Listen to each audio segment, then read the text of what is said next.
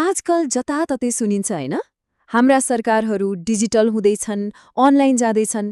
तर के यसले हाम्रो प्रजातन्त्रलाई साँच्चै बलियो बनाउँदैछ वा कतै नयाँ खतराहरू पो निम्त्याउँदैछ कि? आउनुहोस्, आज हामी डिजिटल प्रजातन्त्रको यो सपनालाई अलि नजिकबाट निहालौं। हो, यही प्रश्न आजको डिजिटल युगमा सबैभन्दा महत्त्वपूर्ण छ। प्रविधिले सरकारी सेवालाई छिटो छरितो र सजिलो बनाउने वाचा त गर्छ, तर यसले हाम्रो प्रजातान्त्रिक अधिकारमाथि कस्तो असर पार्छ त? यही दुविधाको आज हामी चिरफार गर्नेछौँ। यो सबै अवधारणाको केन्द्रमा छ ई प्रजातन्त्र, अर्थात् डिजिटल प्रजातन्त्र। यो कुनै भारी शब्द होइन। वास्तवमा यो एउटा ठूलो सपना हो। यो केवल प्रविधिको प्रयोग मात्र होइन, यो त प्रजातन्त्रलाई नै अपग्रेड गर्ने एउटा महत्त्वाकांक्षी सोच हो, जसले नागरिकको आवाजलाई अझै सशक्त बनाउने र सरकारलाई पहिलेभन्दा धेरै पारदर्शी बनाउने लक्ष्य राख्छ। तर प्रश्न उठ्छ, यो ठूलो विचारलाई वास्तविकतामा कसरी उतार्ने त? यसको जवाफ एउटा खाकामा लुकेको छ, जसलाई डिजिटल सार्वजनिक पूर्वाधार वा छोटकरीमा डिपिआई भनिन्छ। भन्नुपर्दा यो नै आजको डिजिटल समाजको जग हो। G20 को यो परिभाषाले एउटा महत्त्वपूर्ण कुरा स्पष्ट पार्छ। डिपिआई कुनै एउटै ठूलो धारी प्रणाली होइन, बरु यो डिजिटल लेगोको टुक्राहरू जस्तै हो, साना साना आधारभूत ब्लकहरू जसलाई जोडेर सरकार, निजी क्षेत्र र नागरिकहरूले नयाँ नयाँ समाधानहरू बनाउन सक्छन्। यसलाई बुझ्ने सबैभन्दा सजिलो तरिका सायद यो हो, यसलाई देशको डिजिटल सडक, पुल र पाइपलाइनको रूपमा कल्पना गर्नुहोस्। जसरी भौतिक सडकले मानिस र सामानलाई जोड्छ, डिपिआईले डिजिटल संसारमा डाटा र सेवाहरूलाई जोड्ने काम गर्छ, जसले गर्दा सबै कुरा सहज र छिटो चल्न सक्छ। त्यसो भए यो डिजिटल पूर्वाधार बन्छ तरी केले त? यसको संरचना तीनवटा मुख्य खम्बाहरूमा टिकेको छ, र यी तीनवटै मिलेर मात्र एउटा बलियो र भरपर्दो प्रणाली बन्न सक्छ।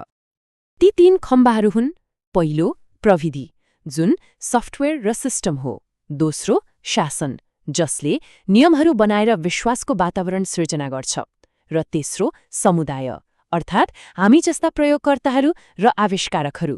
हेर्नुस्, प्रविधि बिना केही चल्दैन, शासन बिना विश्वास हुँदैन, र समुदाय बिना यसको कुनै अर्थ नै रहँदैन। त्यसो भए यी डिजिटल ब्लकहरू व्यवहारमा कस्ता देखिन्छन् त? कल्पना गरौँ त, एउटा सुरक्षित डिजिटल आइडी जसले हाम्रो पहिचान प्रमाणित गर्छ, एउटा तत्काल भुक्तानी प्रणाली जसले तुरुन्तै पैसा पठाउन मद्दत गर्छ, र एउटा डाटा शेयरिङ गर्ने तरिका जसले हाम्रो सहमतिमा मात्र जानकारी आदान-प्रदान गर्छ। यी नै डिपिआईका आधारभूत कामहरू हुन्। तर हेर्नुस्, यस्तो शक्तिशाली प्रविधि निर्माण गर्नु मात्रै पर्याप्त छैन। यसलाई सही दिशामा दोर्याउनका लागि बाटोका नियमहरू, अर्थात् केही मार्गदर्शक सिद्धान्तहरू पनि चाहिन्छ। यिनै सिद्धान्तहरूले सुनिश्चित गर्छन् कि यो पूर्वाधारले सबैको भलाइको लागि काम गरोस्। यसका केही आधारभूत सिद्धान्तहरू छन्: समावेशिता, ताकि कोही पनि पछाडि नछुटोस्; सुरक्षा र गोपनीयता, किनकि हाम्रो डेटा हाम्रो सम्पत्ति हो; पारदर्शिता, ताकि हामीलाई थाहा होस् कि सिस्टमले कसरी काम गरिरहेको छ; र सबैभन्दा माथि, मानव अधिकारको सम्मान। यी सिद्धान्तहरू नै विश्वासका आधार हुन्।